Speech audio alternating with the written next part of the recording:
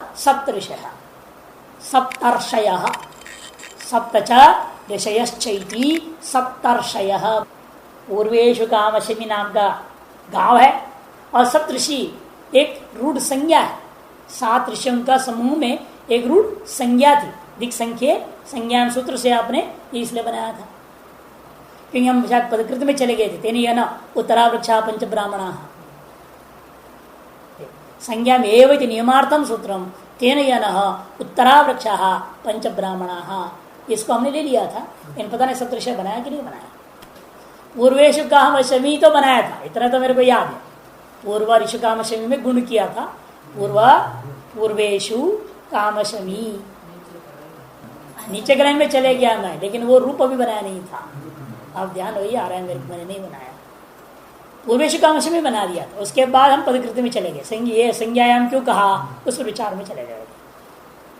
तो सीधा है वो भी सप्तन जस ऋषि जस जस जस लोग होता है सप्त ऋषि आद गुण हो गया सप्त ऋषि।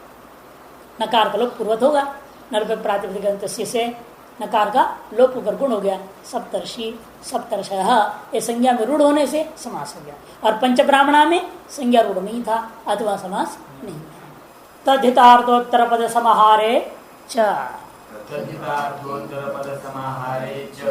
तद्धितार्थोत्तर पद समाहारे सप्तमी का एक वचन और च अभी। यहाँ जो सप्तमी है इसका 3 अलग अलग अर्थ है। एकापि सप्तमी विषय भेदात नियम है सामान्य। एकापि सप्तमी विषय भेदात भिद्यते। यद्यपि तीनों शब्दों से एक ही सप्तमी है। तैतार्थोत्तर पदे समाहारे एक पद और एक श्रुति विभक्ति है, लेकिन जब उसको प्रत्यय के साथ जोड़ूंगा तो उसका अर्थ अलग अलग हो जाए। तैतार्थे उत्तर पदे समाहारे 3 हो गया। पृथक पृथक पद बनाएंगे। तैतार्थे उत्तर पदे समाहारे बना लूंगा, तब उसका अर्थ बदलते जाएंगे। पहला वाले में विषय सप्तमी माना जाए तैतार्थ विषय, और उत्तर पद के साथ जो जोड़ी सप्तमी का अर्थ पर सप्तमी औपश्लेष परे ऐसा अर्थ है। उत्तर पदे परे और अंत में संहार अर्थ वाच्य। पहले में विषय, दूसरे में पर सप्तमी विषय सप्तमी पर सप्तमी और वाच्यार्थ सप्तमी। समार अर्थ गम्यमान हो तो समार अर्थ वाच्य हो तो तब ये सूत्र क्या करेगा समास करेगा। तैतार्थे विषय, इसे देखो स्वयं वृत्ति में क्या लिखा तैतार्थे विषय उत्तर पदे च परतः संहारे च वाच्ये दिक् संख्ये। पूर्व सूत्र और दिक् संख्ये भी आ गया है इसमें। दिक् संख्ये प्राग्वत स्यात्। क्या होता है प्राग्वत तत्पुरुष समास होगा और वह विकल्प से होगा। दृष्टांत दे रहे हैं तैतार्थ के लिए। पहले पूर्वस्याम शालायाम भवः, पूर्वस्याम शालायाम भवः। पूर्व गी शाला नी भव अर्थ में हम कर रहे हैं। पूर्व कमरे में, पूर्व दिशा का जो कमरा है उस कमरे में, शाला में कमरा बोलते संस्कृत में शाला शब्द का अर्थ है कमरा। पूर्व कोने का कमरे में, पूर्व दिशा में विद्यमान जो कमरा उस कमरे में जो वस्तु पड़ा है भवः वहां जो है। इस अर्थ में आपने पूर्वगी शालांगी में इस सूत्र से वर्तमान सूत्र से समास कर दिया। तैतार्थोत्तर समाहारे च सूत्र से समास हो गया। समासत्वात् प्रातिपदिक संज्ञा प्रातिपदिकत्वात् सुब्लुक हो गया। पूर्वा शाला ये रह गया। क्या स्थिति रही पूर्वा शाला। और दिग्वाचक शब्द कौन है यहाँ पूर्वा।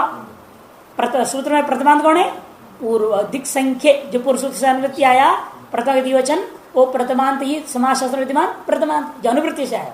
क्योंकि इस सूत्र में तो कोई है नहीं, न प्रथमा है न तृतीया है। सप्तम्यंत और एक अव्यय 2 ही पद है इस सूत्र। अनुवृत्ति आ रहा है क्या दिक् संख्य का और सुपा का। दिक् संख्य का मतलब हो गया प्रथमा है वो। जैसे समास शास्त्र प्रथमांत कौन है दिक् और संख्या। उसके तरफ बोध वर्तमान शब्द जो है समास में है पूर्वा, इसलिए उसका उपसर्ग संज्ञा हुई। उपसर्ग पूर्व से प्राक प्रयोग हो गया। पूर्वा शाला रह गया।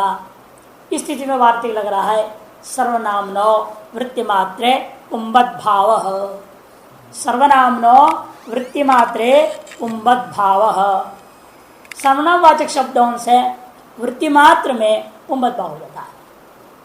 सर्वनाम संचक जो शब्द है प्रातिपदिक है, सर्वादिनी सर्वनामानी से जिन शब्दों की सर्वनाम संज्ञा होता है उन सर्वनाम संचक प्रातिपदों को हमेशा भले स्त्रीलिंग में प्रयोग हो रहा हो समास में या नपुंसक में प्रयोग हो रहा हो विग्रह वाक्य में, लेकिन जब समास हो जाएगा तब क्या हो जाता है, पुल्लिंग हो जाता है, पुंबद भाव हो जाता है। पुंबद भाव होने का मतलब स्त्रीत्व के लिए जो प्रत्यय लाया था वो निवृत्त हो गया। स्त्रीत्व क्या प्रत्यय किए थे आप, टाप, वो टाप चला गया तो क्या बचेगा, पूर्व, पूर्व शाला। वो वैसे शाला में गड़बड़ नहीं, क्योंकि शाला की सर्वनाम संज्ञा नहीं, उसको नहीं रस्व कर देना, शाला नहीं बनाना वहां। इसमें सर्वनाम संज्ञा किसका है, पूर्वा की, उसको आप रस्व कर देंगे। टाप चला गया तो रस्वांत हो गया, वो अपने आप करना नहीं है रस्व, टाप निवृत्त हो गया। अब पहले से रस्वांत है ही सर्व शब्द तो सर्व पूर्व शब्द तो पूर्व रहेगा, पूर्व शाला, ये हो गया पुंबद भाव।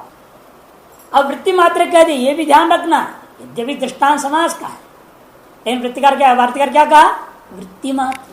वृत्ति मात्र में नियम है, वृत्ति मात्र का मतलब वृत्ति कितने होते हैं, 5, पांचों जगहों में नियम है।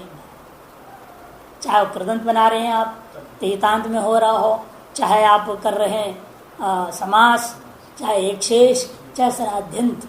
सनाद्यंत का नाम तो तुम्हें आएगा सर्वम आत्मनिच्छति, सर्वाम आत्मनिच्छति कर दोगे तो पुंबद भाव होगा, क्या चाहेगा तो वहां पुंबद भाव हम लोग कर देंगे।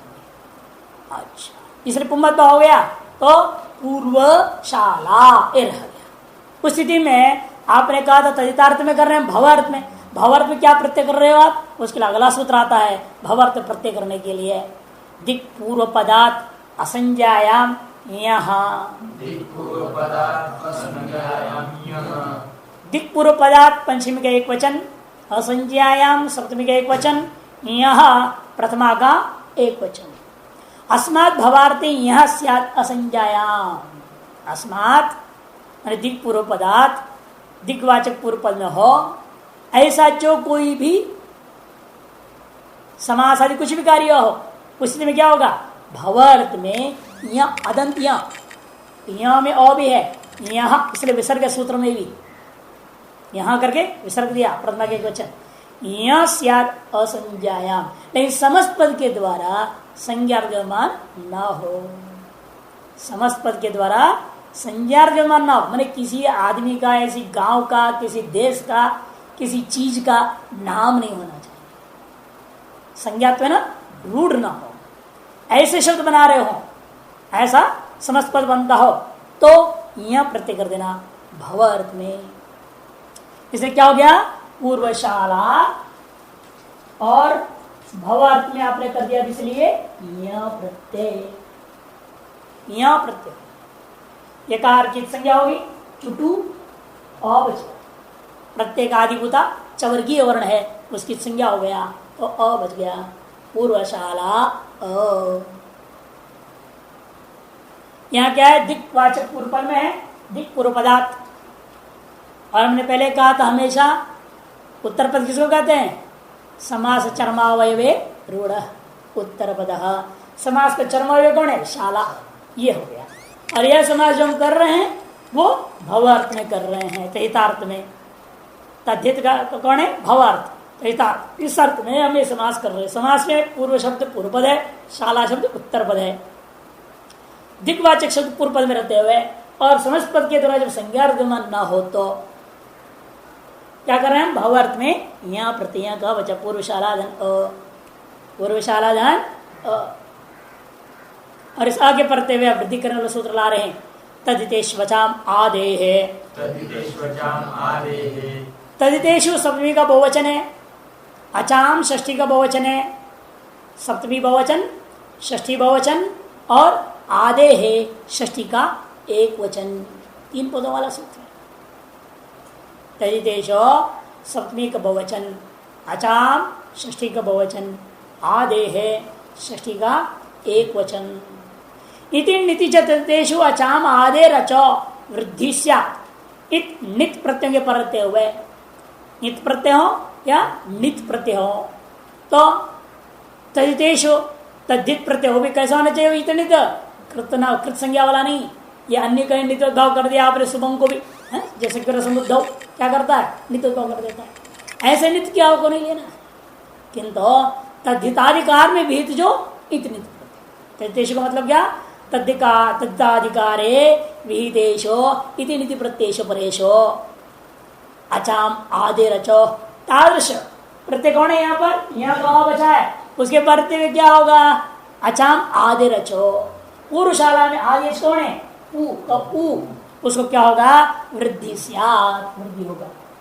पौर्व बन गया, शाला धन ओ, पौर्वशाला धन भसंज्ञा हो गया। आ के पढ़ते हुए ये भम से भसंज्ञा कर दो। पौर्वशाला का भसंज्ञा होने से अजादि प्रत्यय प्रत्यय हुए भसंजक आ का लोप हो गया। अकार मिला दीजिए, स्वायुत्पत्ति एक देशी न्याय से पूर्व प्रतिप्रासंज्ञा को लेते हुए पौर्वशाल पौर्वशालौ पौर्वशाला इत्यादि बनेगा। सर्वनामनो वृत्ति मात्र कुंभद्भाव, सर्वनामनो वृत्ति मात्र कुंभद्भाव दीप प्रभात असंज्ञान यहाँ तृतीय मादे है। इन सूत्रों की सहायता से भुवस्याम शालायाम भव जहाँ का रूप बन गया पौर्वशाला। और उत्तर पद का दृष्टान दे रहे अभी, पंचगावो धनम यस्य त्रिपद बहुव्रीहि समास इति त्रिपदे बहुव्रीहि हो, 3 पदों वाला बहुव्रीहि समास किया जा रहा है। पूर्व घर में जब पैदा हुआ, भवागर तो पैदा हुआ, जो विद्यमान है वहां पर इसे पैदा होकर के उसको लेते पंचगावो धनम यस्य, पंचगावो धनम यस्य इति विग्रह है। त्रिपदे बहुव्रीहि, 3 पद वाला बहुव्रीहि समास है। अब विग्रह में 3 पद तो कर दिया, लेकिन कौन समास करेगा इनका तीनों पदों का आपस में? है पंच गावो धनम यस्य, कौन करे, कौन देगा? तब वार्तिक लाते। बहुव्रीहि समास किसे करना है हमें? अनेकम अन्य पदार्थ सूत्र आएगा आगे भविष्य में। लेकिन वो अनेकम तो कह दिया, अनेक प्रथमांतों को, अनेक द्वितीयांतों को जो भी होगा समास करेगा। यहाँ भी अनेक तो ही है, लेकिन न एक कहते अनेक, 2 ही पद होता है वास्तव में अर्थ में, बहुत तो होता नहीं। अनेकम अन्य क्यों कह दिया? नहीं तो बहु अन्य पदार्थ है कह देते सीधे, लाघव भी था। बहुत पदों का अनेक, अनेकम आपने प्रयोग कर दिया एक वचन, अनेकम कहाँ का रूप है? एक वचन, अनेकानी बोला नहीं आपने। वो अनेकम 3 अक्षर है, वो अनेकम का अर्थ बहुत पिष्ट होता तो सीधा बहुशब्द प्रयोग करते थे। बहु अन्य पदार्थ है, लाघव थी, तो पढ़ने से क्यों किया? इसके ज्ञापन कर 2 पद के बीच में समास करना है, तब भी न एकम यदि अनेकम। तब यहां पर 3 पद है, कैसे को बहुव्रीहि समास कर देते? जैसे कहते पहले इन दोनों के बीच में समास कर लेना, बाद में इसके साथ। जब इन दोनों के बीच कर रहे हो, लेकिन विग्रह वाक्य हमने बहुव्रीहि समास कर लिया है, अतः ये उसका नाम उत्तर पद हो जाएगा। ये उत्तर पद नहीं माना जाएगा बहुव्रीहि समास की दृष्टि में, ये उत्तर पद हो जाएगा। इस उत्तर पद में रहते हैं क्या हम कर रहे हैं? तो उत्तर पदे समारे सूत्र से इन दोनों के बीच संख्यावाचक शब्द है ना, दिग्वाचक अथवा संख्या शब्द के परते हुए इन दोनों में हम क्या करेंगे? फिर तत्पुरुष समास। लेकिन इसका नाम है उत्तर पद, किसके दृष्टिकोण से? बहुव्रीहि के दृष्टिकोण से, बहुव्रीहि समास के दृष्टिकोण से। भले इसका भी नाम उत्तर पद हो जाएगा, किसके दृष्टि से? लेकिन तत्पुरुष के दृष्टिकोण से। लेकिन इस धनम के उत्तर पद में रहते हुए सूत्र कहता है उत्तर पदे, जो का उत्तर पदे ये किसको दृष्टिकोण से कह रहा है? बहुव्रीहि समास जो तीसरा पद है धन, इसके पद में रहते हुए इन दोनों बीच समास करने बोल रहा है, तत्पुरुष समास करने। और चाहे द्वंद्व भी कर सकते हैं अन्यत्र, जैसे इसलिए वार्तिकार क्या करे? द्वंद्व तत्पुरुष और उत्तर पदे नित्य समास वचनम, यह समास नित्य होगा। भले स्वपद विग्रह वाक्य है, नित्य समास का नियम क्या था? अस्वपद विग्रह होनी चाहिए, है ना, या अविग्रह वा बोला था, अविग्रह वा, या तो विग्रह ही नहीं होता ऐसे शब्दों को समास बना दिया बिना विग्रह का, उसको हम क्या कहते हैं? नित्य समास। या जो जिन पदों के बीच समास कर रहे हैं उन पदों को विग्रह वाक्य में नहीं कहा गया, इनमें से एक को बोला एक को नहीं बोला, उसको हम कहते हैं अश्वपद विग्रह वाक्य, वहां भी नित्य समास होता है। यहाँ तो स्वपद है, दोनों पद श्रुत है यहाँ, तब इसलिए वार्तिकार को कहना पड़ा यहाँ द्वंद्व समास करोगे या तत्पुरुष समास करना हो कब? उत्तर पद के पर रहते हुए पूर्व में विद्यमान शब्दों का द्वंद्व समास करना है या तत्पुरुष समास करना है, वह समास विकल्प से नहीं होगा, नित्य होगा। अतः हो गया नित्य समास का किस सूत्र से? तैर्तात्तर समारे च सूत्र से, इस वार्ती की सहायता से द्वंद्व पुरुष और उत्तर पद नित्य समास वचन की सहायता से वह समास जो सूत्र से भी तो विकल्प हो रहा था, वार्ती की वजह से वो नित्य हो गया। नित्य होने के बाद क्या स्थिति रहेगा तब? पंचन पंचन पंचन जस गो जस धनम। अभी उत्तर पद कैसे रखना है? हमें सुखते में करना, अभी वहां धन सुनी लिखना है। हम इन दोनों के बीच केवल हम कर रहे हैं अभी समास, धन शब्द के साथ समास नहीं हो रहा है इस समय। इस समय हम करें तत्पुरुष समास, त्रिपद बहुव्रीहि के अंतर्गत विद्यमान आदिभूता दोनों पदों का तत्पुरुष समास कर रहे हैं हम। इसलिए क्या स्थिति रहा? पंचन जस गो जस, जस जस का इतने की प्रासंज्ञा करेंगे अभी बहुव्रीहि समास के दृष्टिकोण से पूरी की प्राचीन संज्ञा है, लेकिन तत्पुरुष समास के दृष्टिकोण से इन दोनों की केवल मिलाकर के प्राचीन संज्ञा होगी। प्रातिपदिक सुबलुक हो गया, जस जस गया और नल प्रतिलोपे प्रतिलक्षण के आधार पर इसकी प्रसंज्ञा है, अतः नकार का लोप हो गया।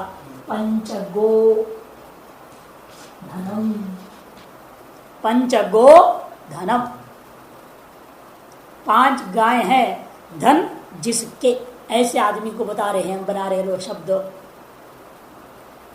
सूत्र आता है गोर अतद्धित लुकी, गोह पंचमी का एक वचन, अतद्धित लुकी सप्तमी का एक वचन, पंचमी का एक वचन और सप्तमी का एक वचन। गो अंता तत्पुरुषा टक स्यात् समासांत न तु तद्धित लुकी। गो अंता तत्पुरुषात् तक स्यात् समासांत न तो तद्धित लुकी। गो शब्द है अंत में जिसका, ऐसा जो तत्पुरुष समास किया आपने, ये कैसा है? ये गो शब्द अंत में है, ऐसा तत्पुरुष शब्द कौन सा है? पंचगो। इससे क्या होता है? समासांत नामक एक टच प्रत्यय होगा, इससे टच प्रत्यय होगा। अच्छा क्या बचेगा? और इस प्रत्यय का नाम हो गया समासांत। इन प्रत्यय, इस प्रत्यय क्या कहेंगे? समासांत प्रत्यय। लेकिन तब होता है जब कहीं बीच तद्धित प्रत्यय होकर के लुक हुआ ना हो तो अतद्धित लुकी।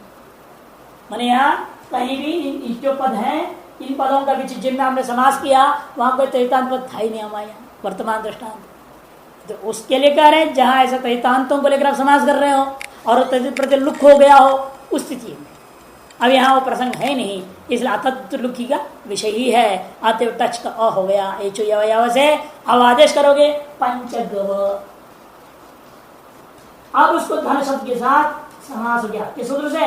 अनेक मन विदार्थ बहुव्रीहि समास हो गया। समासत्ता प्रसंज्ञा प्रातिपदिकता धनम यशु का लुक हो गया। सब लुक होने के बाद पुनः पूर्व एक देश मन से समस्त पद की प्रासंज्ञा मान करके क्या कर रहे हैं? हम स्वात्पत्ति करेंगे। पंचगव धन, पंचगव धनौ, पंचगव धनाः इत्यादि बनेगा। गोवंता तत्पुरुषा तस्या समासांतो न तो तद्धित लोके पंचगव धनः, पंचगव धनः। तत्पुरुष समानाधिकरण कर्मधारय, तत्पुरुष प्रथमा का एक वचन, समानाधिकरण प्रथमा का एक वचन, कर्मधारय प्रथमा का एक वचन। समानान तत्पुरुष, समानाधिकरण जो तत्पुरुष समास होगा उसका कर्मधारय संज्ञा होता है। समानाधिकरण जो तत्पुरुष समास, जैसा भी आपने किया पंचन जस गो जस, क्या था? समानाधिकरण। पहले मैंने कह दिया था कल ही आपको कि जब हमने शुरू किया था दिक् संज्ञा संज्ञान सूत्र को, उस समय बोल दिया था कि यहां से समानाधिकरण समास शुरू हो गया। इससे पहले क्या थी?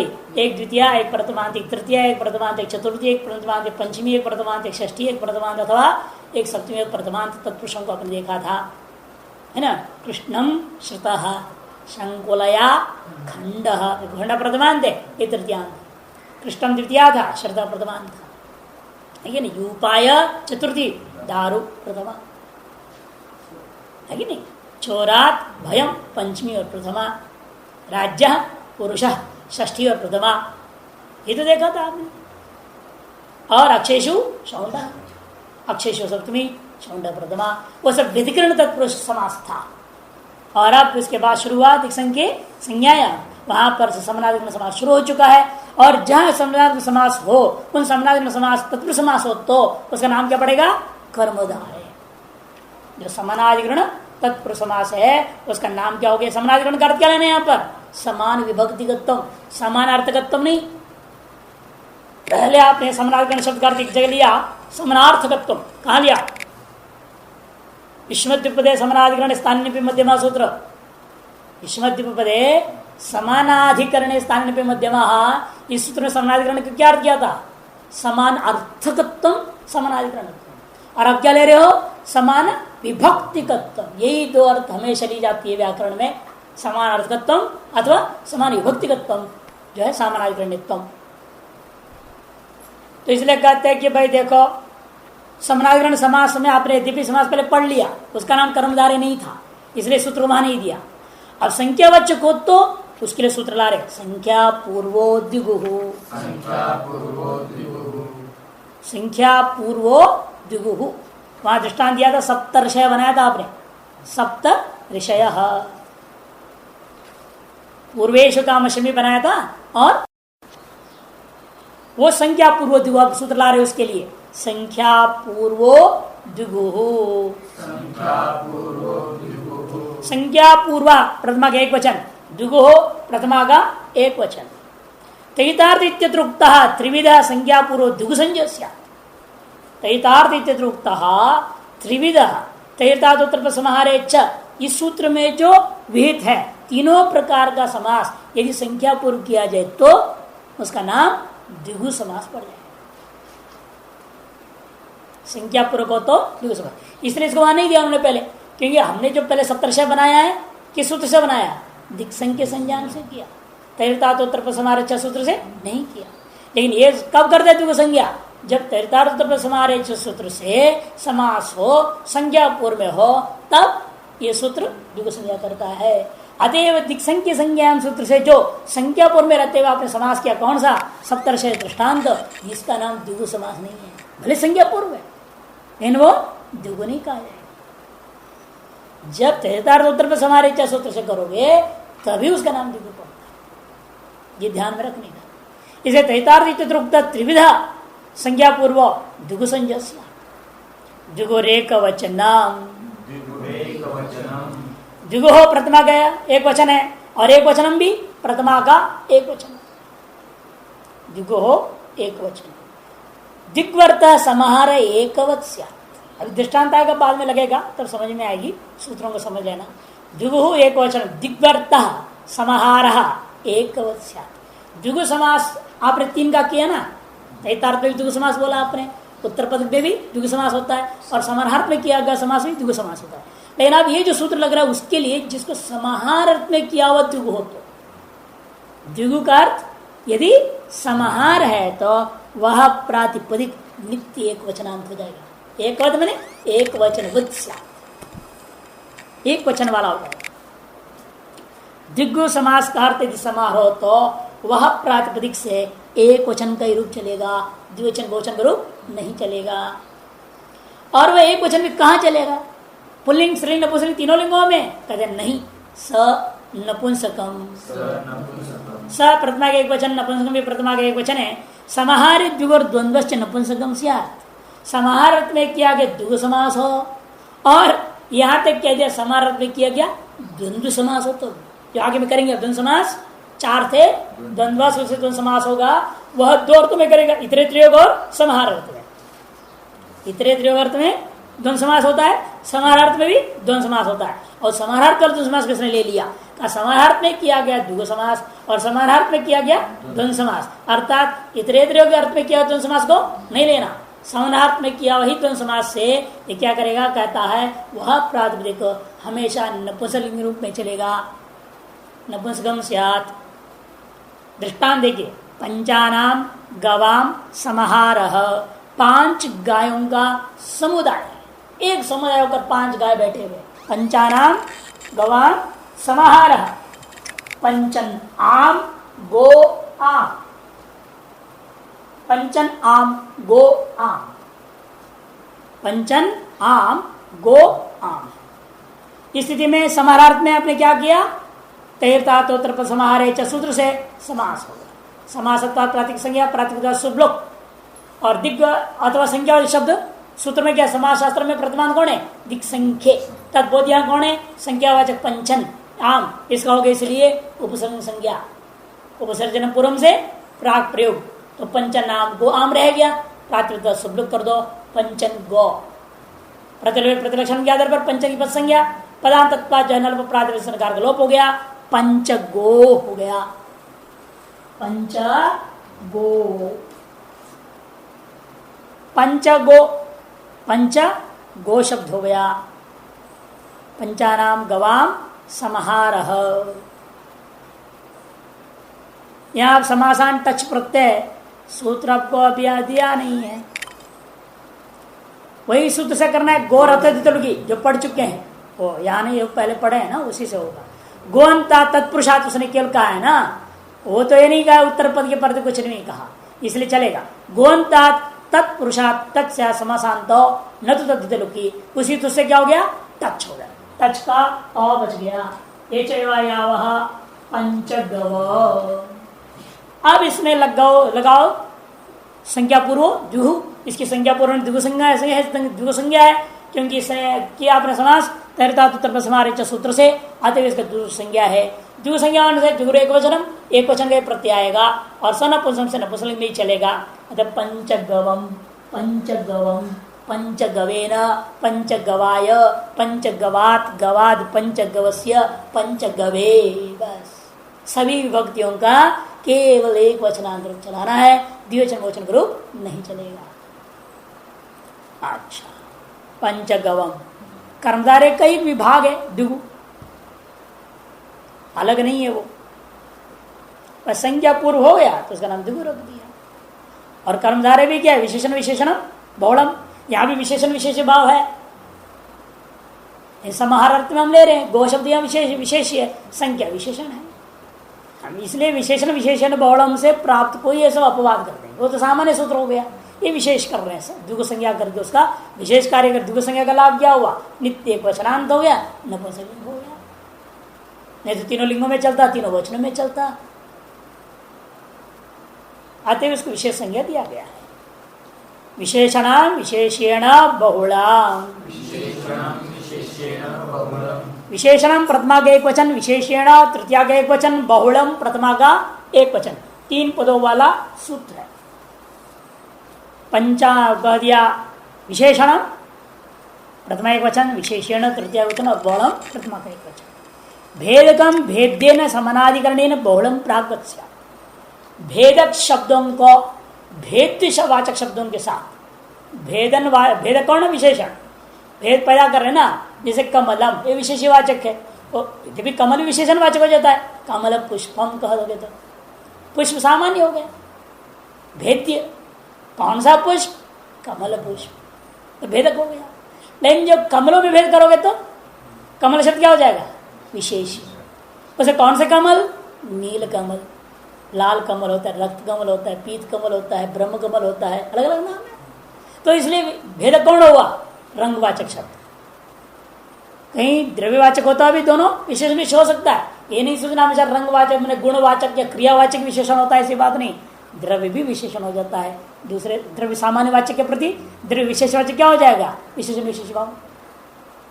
ब्राह्मण मनुष्य है ना, मनुष्यों में ये ब्राह्मण है, तो ब्राह्मण क्या है, द्रव्यवाचक है, होते हुए मनुष्य सामान्य वाचक होने से उसका भेदक हो गया, भेदक माने विशेषण हो गया। इसे भेदकम प्रथमांत कौन है यहाँ, भेदक, भेद्येन भेद्य वस्तु हमेशा क्या होता है? तृतीयांत। उपसर्जन संज्ञा किसकी होगी? उपसर्जन संज्ञा भेदक का ही होएगा। सूत्र में प्रथमांत है विशेषण, तदवाचक शब्द जो विक्रवाक्य में होगा उसकी हमेशा उपसर्जन संज्ञा होगी और विशेषणवाचक का ही पूर्व प्रयोग हो जाएगा। समानाधिकरणेन, यदि भेदक को भेद्य के साथ में समानाधिकरण समास कर रहे हो तो, समान विभक्तिक समास कर रहे हो, कर्मधारय समास कर रहे हो तो वह समास बाहुलकम बहुलम प्राग्वत स्यात्। बाहुलकात जो होगा और प्राग्वत मन उसका नाम कर्मधारय तत्पुरुष समास होगा और वह विकल्प से होगा। अनेक पक्ष वाक्य भी प्रयोग कर सकते हो। नीलम उत्पलम इति, नीलम उत्पलम विग्रह वाक्य क्या है? नीलम उत्पलम, नीलसो उत्पलसो। नील शब्द गुणवाचक शब्द होने से वह भेदक है और उत्पल शब्द यहाँ द्रव्यवाचक है, वह भी भेद्य है। यहाँ पर इस विग्रह वाक्य में उत्पल शब्द भेद्य है अर्थात विशेषी है, नील शब्द भेदक है अर्थात विशेषण है। इन दोनों का विशेषण विशेषण बहुलम से भेदक विशेषण का भेद्य के साथ में बाहुल का समास हो गया। समास हुआ, समासत्ता प्रासंज्ञा प्रातिपदिक शुभलोक। प्रथमांत समास शास्त्र में था विशेषणम, उसी का उपसर्जन संज्ञा हुई, अतः नील शब्द का उपसर्जन संज्ञा। नील उपसर्जन संज्ञा होने पर उपसर्जन पूर्व से नील शब्द का प्राप्त प्रयोग नील उत्पल रह गया। आद गुण से गुण कर दिया नीलोत्पल, स्वादित्पत्ति नीलोत्पल, नीलोत्पले, नीलोत्पलानी इत्यादि बनेगा।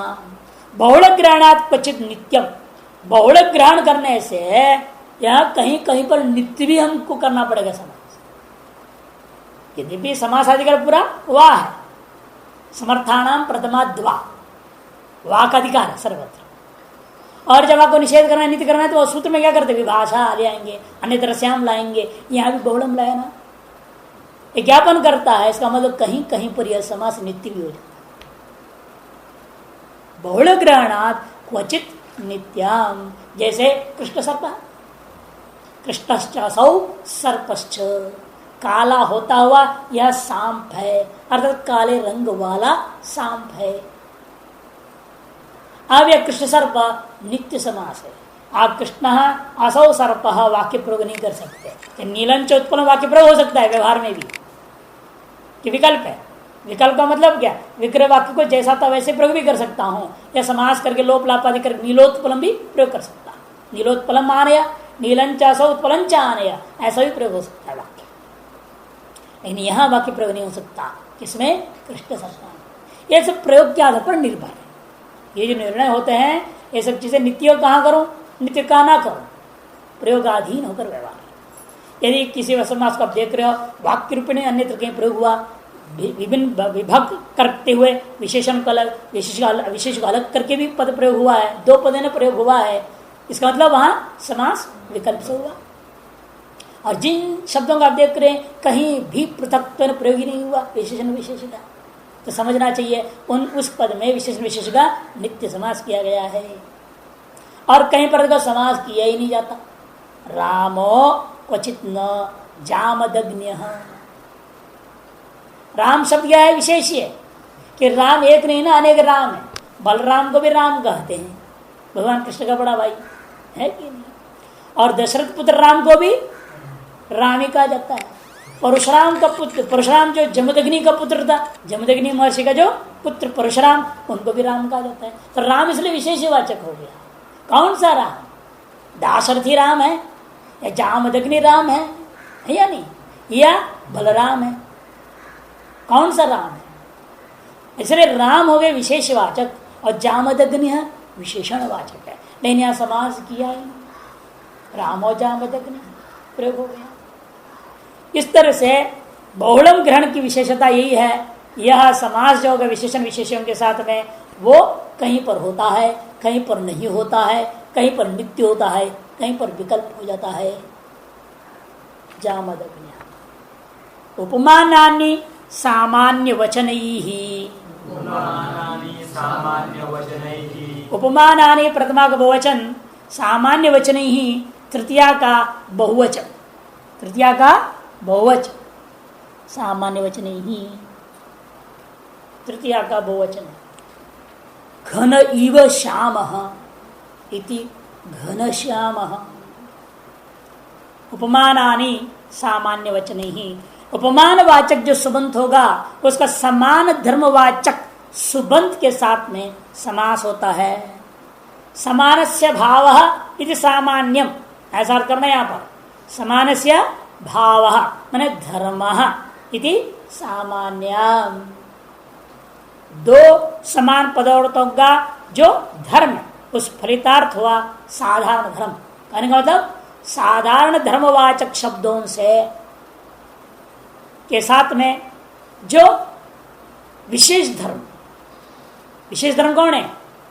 घन, घन इव उपमान है, उसका सामान्यवाचक शब्द के साथ में समास किया जा रहा है।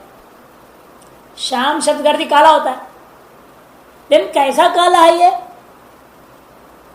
घोर बादल की घन बादल, घनीभूत बादल के कालापन के समान काला है। जो घनस्य श्याम इव श्यामो यह स घनश्याम, बादलों के घनीभूत बादल के काले रंग के समान है, काला रंग जिसका, उसको हम क्या कहेंगे? घनश्याम। मेघ के समान श्याम वर्ण वाला, घन इव श्याम। घन सु श्याम सु, घन सु श्याम, यह सामान्य वचन है। श्याम शब्द क्या है? सामान्य वचन है। उस सामान्य के लिए विशेष आपने बहुत प्रयोग कर दिया, उपमान वाचक। ये उपमान हो गया। यदि विशेषण विशेष है, विशेषण विशेषण बहुवचन से क्या हो जाता है? समास हो रहा था। लेकिन यह गुणवाचक है, ये द्रव्यवाचक है। इस द्रव्य से लक्षित क्या है? लेकिन रंग, बादल के रंग के सदृश रंग बोलना है हमें। बादल के सदृश रंग, ऐसा तो नहीं हो सकता। बादल कोई रंगवाचक शब्द तो है नहीं, इसलिए बादल के रंग के सदृश रंग वाला, यही अर्थ था।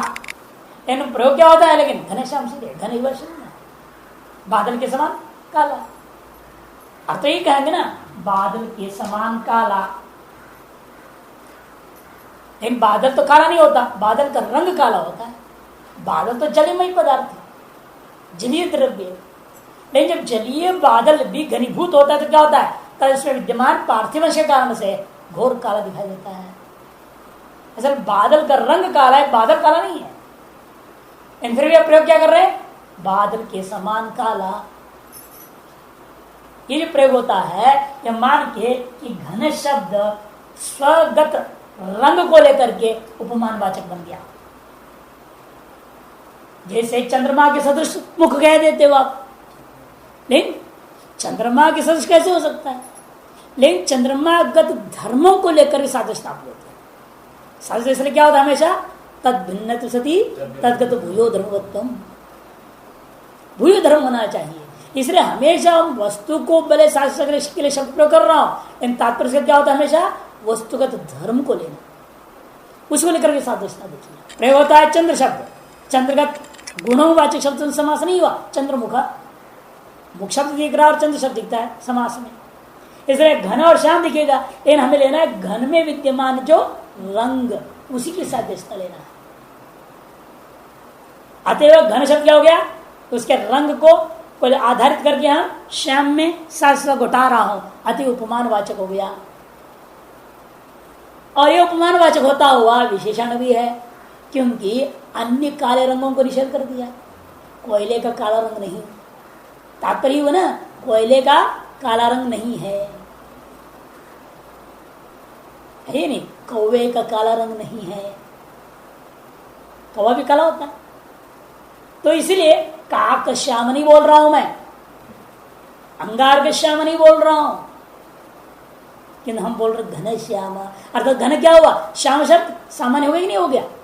काक श्याम में भी श्याम है, अंगार का श्याम में भी श्याम है, घन श्याम में भी श्याम है। तो श्याम क्या हो गया? सामान्य वचन। और उनका भेद कौन थे? काक तो घन या अतः विशेषण बहुलम सूत्र से ही समास हो जा रहा था। लेकिन फिर यहां पर क्यों कहा है बात अलग से? क्योंकि कई चीज ऐसे यहां पर आगे वार्तिक से स्पष्ट होएगा, बहुत सारे ऐसे भी शब्दों का समास करना है जहां साक्षात विशेषण विशेष भाव नहीं है। और यहां पर भी क्या साक्षात नहीं है, परंपरा भी है। घन का सादृश्यता सीधे नहीं है, घनगत रंग को लेकर के उपमा है, साक्षात विशेषण वाचक नहीं है। कि घनगत कृष्ण रूप इस श्याम का विशेषण वाचक है। अतः साक्षात विशेषण विशेष भाव में जहां विशेषण विशेष भाव हो वह विशेषण विशेषण बहुलम से समास करेंगे। जिस तरह परंपरा सादृश्यता के द्वारा विशेष विशेष भाव बनता हो वहां उपमानानि सामान्य वचनी से समास हो गया। अतएव घन सु श्याम सु लोप हो गया, घन श्याम स्वाभाविक प्रतिपद पूर्व सारा प्रक्रिया बाकी है। कृत समास प्रातिपदिक संज्ञा प्रातिपदिक सुबलुक हो जाएगा, सुख धातु प्रातिपदिक। और यहाँ समास शास्त्र वर्तमान उपमानानि तदवाचक शब्द यहाँ घन शब्द है, घन का इसलिए उपसर्ग संज्ञा हुआ, उपसर्ग पुरुष घन शब्द का ही प्राग प्रयोग होगा। तो घन श्याम स्वायत्पत्ति करोगे, घन श्याम एक दृष्टि न्याय से पूर्वकृत प्रासंज्ञा को लेकर के ही स्वायत्पन्न हो गया। तो घन श्याम घन श्याम घन श्याम इत्यादि बनेगा। शाख पार्थिवादी नाम सिद्ध है उत्तर पदलोपस्योपसंख्यानम। शाख पार्थिवादी नाम सिद्ध है उत्तर पदलोपस्य उपसंख्यान। शाख पार्थिव गण ही है, इनमें ऐसे बहुत सारे शब्द है जो उठपटांग से दो जाते हैं। कहीं उत्तर पद का लोप करना पड़ा, कहीं मध्यम पद का लोप करना पड़ा और समास करनी पड़ी। समास का विग्रह वाक्य में 3-4 पद है, लेकिन जब समास हो गया और 2 ही पद रह गई, बीच का स्वाहा हो गया। ऐसे जितने भी समास होंगे उन सब कैसे मिलेगा। जैसा विद्यमान पुत्र ही अपुत्र बन गया, विद्यमान शब्द कहां चला गया, लोप हो गया, उसको इसमें ले लेना। इस गण में कोई सूत्र नहीं है इसको लोप करने के लिए, तो इस सूत्र इस वार्तिक के अंतर्गत लेंगे, शाख पार्थवादी गण में ले लेंगे। लेकिन उत्तर पद का ही लोप करना है। तो पहले हम क्या करेंगे, इसलिए समास 2 हिस्से में करना पड़ेगा। शाखानाम प्रिय इति शाख प्रिय, षष्ठी तत्व समास कर लिया। शाखानाम प्रिय इति शाख प्रिय। शाख प्रियश्च असौ पार्थिवश्च।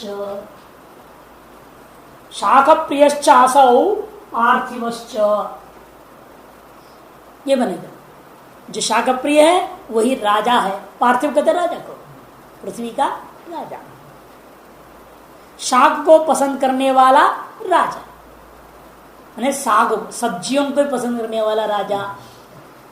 शाकाहारी राजा था, केवल सब्जियां ही खाता था। ऐसे होते हैं। अब देखो अब्दुल कलाम मुसलमान था लेकिन पक्का शाकाहारी, प्याज लहसुन तक नहीं खाता था। हिंदू गृहस्थी से भी बढ़िया था मुसलमान होते। ये आश्चर्य था लोगों को, कहते थे कि पिछले 5 साल से राजभवन के लोग बड़े परेशान थे। वो तो अपने खाओ पियो होते हैं, और राजा के लिए बनेगा तो अपने को भी मिल जाता था खाने को। उन लोगों को बेचारे कर्मचारी परेशान कि ना पीने को मिले दारू राजभवन में, ना मांस आ रहा है, ना अंडा आ रहा है, ना प्याज है, ना लहसुन, उबला उबला सब्जी बन रहा है। अब कौन खाए। जितने कर्मचारी थे पिछले 5 साल से परेशान थे, एक भी भंडारा उनको नहीं मिल पाया ढंग का अपने अनुसार।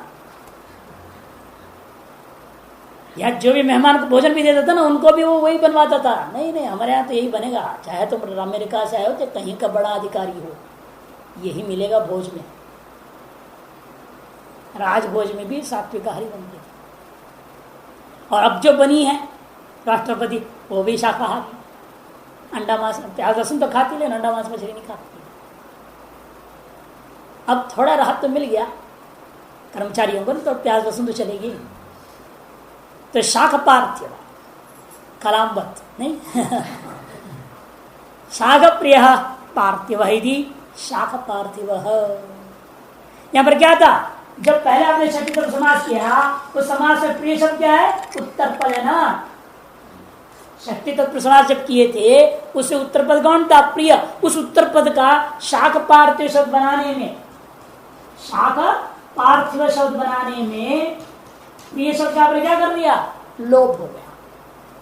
उत्तर पद जो थी उसका लोप हो गया। या उत्तर पद शाख पार्थिव से क्या होगा, कर्मधारय समास के दृष्टिकोण से इसके उत्तर पद संज्ञा आ रहा है, लेकिन इसका लोप नहीं कर देने का। उसकी उत्तर पद संज्ञा है समझ करके। इसे पहले भी मैं समझा रहा था उत्तर पद की संज्ञा को, दो उत्तर पद संज्ञा हो रहा है, टुकड़ों पर डिपेंड है कि जितने की आप समास कर रहे हो इस समास में प्रीषद उत्तर पद है। और यहाँ जो वार्तिककार का अभिष्ट उत्तर पद यही है। पूर्व पद जो हुआ बाद में किया गया जो कर्मधारय आदि समास जो भी समास किए उस समास में जो उत्तर पद है वो उत्तर पदिष्ट नहीं है, उसका लोप करने के लिए वार्तिककार नहीं कह रहे हैं। किंतु कर्मधारय समास में जो पूर्व पद था उस पूर्व पद में जो उत्तर पद है उस पद का लोप है ना। अब ये जो कर्मधारय समास हुआ है शाख प्रियश्चौ पार्थिवश्च, इसमें जो पूर्व पद कौन है शाख प्रिय, इस शाख प्रिय पद में उत्तर पद कौन है प्रिय, उसका लोप होगा, तब रूप बना शाख पार्थिव। इसी प्रकार से देव पूजको ब्राह्मण, देव पूजको ब्राह्मण, देव ब्राह्मण, देव पूजको ब्राह्मण यदि देव ब्राह्मण। पहले कहो देवानाम पूजक यदि देव पूजक, पहले क्या समास करोगे देवानाम पूजक यदि देव पूजक, देवताओं का पूजा कराने वाला। अलग अलग होते ना, कई पंडित होते हैं वो मूर्ति को नहीं जलवाएंगे, नहीं हम तो मंदिर के पूजा करने वालों में से देव पूजा करने वाले, ये जलवाने वाला दूसरा पंडित होता है। और श्राद्ध कर्म करते हैं वो अलग पंडित होते हैं, और श्राद्ध कर्म करने वाला वो कराने वाला वो कभी देव पूजा नहीं कराएगा, वो अलग अलग उनकी बंटवार है। आजकल क्या करें, वो काम नहीं इतनी जनसंख्या होते को लोग करवाते नहीं ना, इसलिए मजबूरी में एक ही पंडित सारा काम कर देता है। जो पंडित मुर्दा जलवाया वही पंडित श्राद्ध भी करा देगा, वही पंडित देव पूजा भी करेगा, वही पंडित यज्ञ भी करा देगा, वही पंडित सारा काम का जो कहो सब कुछ कर देगा, हर कर्म कांड करा देगा। पहले ऐसी नहीं थी व्यवस्था, आपको देव पूजा करनी है तो उसके लिए अलग ब्राह्मण को ही बुलाना पड़ता था। आपका श्राद्ध कर्म करने वाला है वो अलग कर्म पुजारी ब्राह्मण होता था। आपके जो माता पिता कोई शरीर छूट गया उनका जलवाने वाले अलग ही होते थे, ये अलग अलग होते थे ब्राह्मण।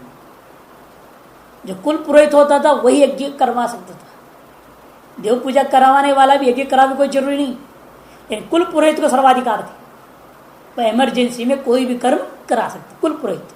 उसके अलावा अन्य जो ब्राह्मणों को आप बुलाएंगे, मान कुल पुरोहित बीमार है, कुल पुरोहित अन्य कहीं चला गया, आगे कोई कर्मकांड करनी है तो अलग अलग व्यवस्था थी, उन्हीं ब्राह्मणों को बुला के करवाना पड़ता था। और उस समय जितने सनातन धर्मी थे, हिंदू थे, उनका स्वभाव क्या था, वे लोग सब कर्मकांड में निष्ठा रखते थे। आजकल जैसे नहीं है, कहने के लिए हम भी सनातन धर्मी हम भी हिंदू हैं, लेकिन कहाँ कर्मकांड के प्रति आस्था है किसी को, कोई करता नहीं। ब्राह्मण हो, क्षत्रिय हो, वैश्य हो, शूद्र हो, यही तो वर्णों को ही नहीं मान रहे, हम हिंदू हैं बोल रहे हैं, फिर भी वर्ण व्यवस्था को त्यागने के बाद भी अपने आप को वैदिक सनातन धर्मी बोल रहे हैं। तो वर्ण व्यवस्था नहीं माना फिर क्या आपने माना? आप वैदिक सनातन धर्म वाले अपने आप को मानोगे तो इसका मतलब आपको दोनों चीज माननी पड़ेगी, वर्ण व्यवस्था और आश्रम व्यवस्था। और संस्कार ही नहीं है, वर्ण व्यवस्था किस लिए? संस्कार के ना, इतने उम्र में उपनयन संस्कार होगा, इतने उम्र में ये होगा, इतने उम्र में ये होगा, यही तो वर्ण व्यवस्था है। ब्राह्मण के लिए अलग नियम, क्षत्रिय के लिए, वैश्य के लिए, शूद्र के लिए, सबका नियम बना हुआ है। तो संस्कारों को प्राप्त करना ही मनुष्य का कर्म है। समय समय पर जो संस्कार कर रहे हैं इसका आप सनातन धर्म वाले हैं। वैदिक सनातन धर्म को स्वीकार करना तो वर्ण व्यवस्था आश्रम व्यवस्था को स्वीकार करना। वर्ण आश्रम व्यवस्था स्वीकार करने का मतलब जो समय समय पर आपके लिए विहित है, निमित्तिक कर्म मैंने नैमित्तिक कर्म, नित्य कर्म, काम्य कर्मों को कामनानुसार करना, यही होता है ब्रह्मचारी, वानप्रस्थ, गृहस्थ और सन्यासी का नियम। ये जो पालन नहीं कर रहा है, भले वो कहते हैं हिंदू है, वैदिक सनातन धर्मी है, वाक्य में नहीं है, पशु है वो। ये पशु क्यों, बाकी मनुष्य कम से कम अपना धर्म को मान रहे हैं ना। जो आजकल अपने आप को हिंदू कहने वाले हैं वास्तव में ये सब पशु हैं। क्योंकि मुसलमान देखो अपने धर्म को मान रहा है, ईसाई देखो अपने धर्म को मान रहा है, आप हिंदू होकर के अपने धर्म को क्या मान रहे हैं? न वर्ण व्यवस्था को मान रहे हैं, न आश्रम व्यवस्था को मान रहे हैं, न उपनयन आदि संस्कारों को मान रहे हैं, फिर भी अपने आप को हिंदू कहते हो। कैसे हो सकता है हिंदू कोई? केवल गीता पढ़ लिया या गुरु नानक की ग्रंथ साहिब पढ़ लिया, कोई और बीजक पढ़ लिया, कोई और पुस्तक पढ़ लिया, इतने मात्र से वैदिक सनातन धर्मी नहीं है। कहीं ये नहीं लिखा है कि गीता पढ़ने वाला वैदिक सनातन धर्मी है। वैदिक सनातन धर्म का यही मुख्य धर्म है गीता पढ़ना, ऐसा कहीं नहीं लिखा। वैदिक सनातन धर्म का पालन करने वाले धर्मी का क्या धर्म है, वो धर्म शास्त्र को देखो, मनुस्मृति को देखो, लिखा है क्या क्या करना है किसको। अब आज हम शाखा लेके नाच रहे हैं, एक शाखा को पकड़ लिए हैं, गीता को पकड़ लिया किसने गुरु ग्रंथ साहिब जो गीता का सार बोल रखा है उन्होंने, सब शास्त्रों के सारे तो बोला कबीर ने, गुरु नानक ने, जितने भी लोग हैं कहिए क्या है शास्त्रों के सार लेकर बोला या शास्त्र के हिस्सा को लेकर बोल रहे हैं। मूल शास्त्र को तो त्याग दिया है, वेदों को तो सबने त्याग दिया। जितने भी संप्रदाय आज दक्षिण से ऊपर तक देख लो, अपने शंकराचार्य के संप्रदाय, माध्य संप्रदाय, इन लोगों को छोड़ करके रामानुज संप्रदाय भी मानते हैं, ब्राह्मण क्षेत्र वैश्य, और जो है वल्लभाचार्य संप्रदाय वाले भी मानते हैं। ये जो अपने संन्यास परंपरा के 2-4 संप्रदाय हैं, इनको छोड़ करके बाकी कोई संप्रदाय वाला वर्ण व्यवस्था नहीं मानता। ना संप्रदाय कोई संप्रदाय वाला कहाँ मान रहे हैं, सब कहने के लिए जो हम ब्रह्मज्ञानी हैं, थे गुरु लोग ब्रह्मज्ञानी, सब कोई संशय नहीं, लेकिन वो गुरु लोगों ने जो ब्रह्म ज्ञान दिया वो ब्रह्म ज्ञान के अधिकारी सभी नहीं है ना। अब लेकिन हुआ क्या, वो नकल करने लग गए। उन्होंने नहीं किया तो मैं क्यों करूं, गुरु ने नहीं किया तो चलाने भी छोड़ दी। अरे किस स्तर पे पहुंचे हुए थे, उन्हें जरूरत नहीं था जन्म संस्कार की कोई चीज की, ब्रह्मज्ञानी थे। अरे आप जो है वो ब्रह्मज्ञानी तो नहीं है ना, पैसों के लिए जो कीर्तन कर रहा है वो ब्रह्मज्ञानी है क्या है? वो भी पक्का है कि इतना आप दोगे तो आऊंगा, नहीं तो नहीं आऊंगा, ये ब्रह्मज्ञानी का लक्षण है।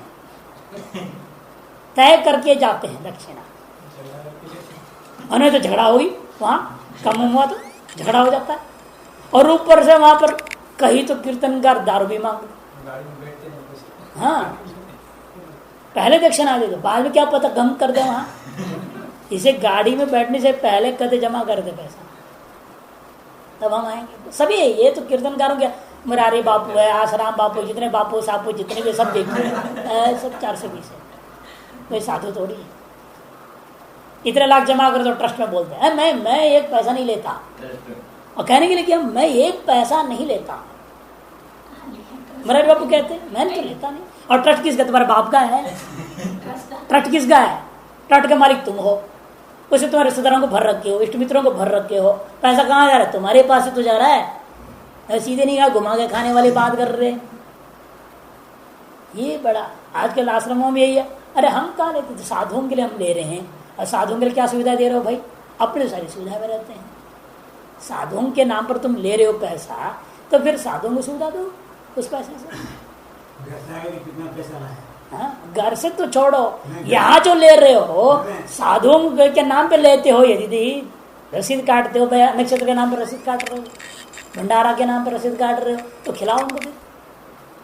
यहाँ तो उनके नाम पे मांगो मत, तुम्हारे पास जो आ रहा है स्वतः ही, तुम्हारी प्रभाव से समझो, चाहे प्रार्थना की वजह से समझो, जो आ रहा है उसमें से व्यवस्था कर रहे हो, तब तो तुम्हारी मर्जी है। उनके नाम पे मांगोगे तो फिर तो भाई उनको खिलाओ, उससे तो पाप लगेगा उसे। तो मांगा तो किसी और सर अपने ऐश कर दी, जमा हो गया पैसा, उसे कार खरीद रहा और महात्मा को खिलाया नहीं, उनके नाम पर आया पैसा।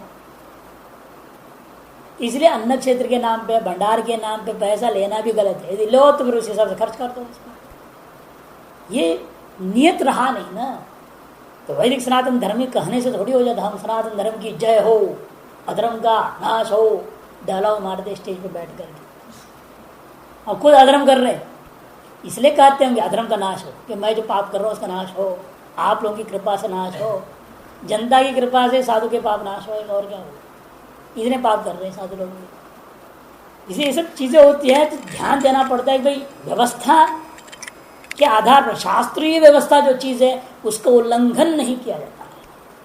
तभी शब्द बने देवानाम देव पूजक ब्राह्मण क्यों बोल रहा है, श्राद्ध पूज श्राद्ध कारक ब्राह्मण, यज्ञ कारक ब्राह्मण, अलग अलग होते थे। क्यों होती थी व्यवस्था, शास्त्र क्यों दिया है। एक ही सब कुछ करते रहे तो ये शब्द भी नहीं होते। शास्त्र में शब्द बने हैं और इनका शास्त्रों में प्रयोग हुआ है, इसका मतलब क्या, हमारे समाज की व्यवस्था ऐसी थी, तभी वो समाज उस समय उत्कृष्ट था। आज हम शास्त्रीय जो सामाजिक व्यवस्था है उसको हमने त्याग दिया, इसका नतीजा क्या निकला? आज समाज पोषण से भी घटिया हो गया। कहने के लिए हम भौतिक उन्नति को प्राप्त कर रहे हैं, नैतिक उन्नति कहां हो रही है? नैतिक पतन है, मानवता का पतन हो रहा है। उन्नति कहां है? भले भौतिक दृष्टिकोण से चकाचौंध हो रहा है, लेकिन अन्य धार्मिक दृष्टिकोण से, आध्यात्मिक दृष्टिकोण से, नैतिक दृष्टिकोण से, मानवता का दृष्टिकोण से, मौलिकता का दृष्टिकोण से विचार करके देखो तो पतन ही पतन, पतन ही पतन होते ही जा रहा है। अभी पंडितों के बारे में हम लोग कहते हैं गता वेद विद्या, गतम धर्म शास्त्रम, गतम रे गतम न्याय शास्त्रम, इदानीं तनानाम जनानां प्रवृत्ति सुबंते तिङन्ते कदाचित कृदंते। ये दुर्दशा है कि हम ब्राह्मण लोग ही शास्त्रों को बेचने लग गए। दक्षिणा दो तो पढ़ाऊंगा, नहीं तो नहीं पढ़ाऊंगा। ये नहीं था, गुरु दक्षिणा स्वतः ही देते थे लोग, और जितनी देते थे उसे संतुष्ट होना चाहिए ब्राह्मण को, अपेक्षा ही नहीं करना है। अब यह अपेक्षा करके बैठे हुए, जो दे रहा है तो उसको अलग से पढ़ाएंगे, नहीं दे रहा है तो उसको उपेक्षा कर देंगे, जो विशेष सेवा कर रहा है उसके प्रश्नों के जवाब देंगे, जो देखता है गड़बड़ करता है उसके प्रश्न के जवाब ही नहीं देंगे, तिरस्कार कर देंगे। ये सब राग द्वेष हमें पेट में भर गया ना, आचार्यों में, गुरुओं में राग द्वेष भर गया। ये नहीं होना चाहिए, निष्पक्ष भाव होना चाहिए। बाकी जो कर रहा है उसके अपना कर्मफल अपना भोगेगा ना, हम क्यों उसकी गड़बड़ करें? है कि नहीं? आप गलत कर रहे हो तो उसका पाप फल आप भोगोगे, लेकिन हम अपने तरफ से साफ रहेंगे तो हमारी उन्नति तो होगी, चाहे दूसरे को हो या ना हो, उन्नति हो या कुछ भी हो। ये नहीं सोचते। तो शास्त्रीय व्यवस्था में है देव ब्राह्मण, देव पूजक, देवानाम पूजक थी, देव पूजक पहले बना लीजिए। देव पूजक आसौ, देव पूजक होता हुआ वो कौन है? वो ब्राह्मण है। ब्राह्मण यहां पूजक शब्द उत्तर पद है। षष्ठी समाज किया था आपने, समाज से जो उत्तर पद था पूजक शब्द, उसका समास करने के लिए समास पद करने लोप हो गया। कुछ लोग देव ब्राह्मण, समाजपत्ति देव ब्राह्मण, देव ब्राह्मण, देव ब्राह्मणा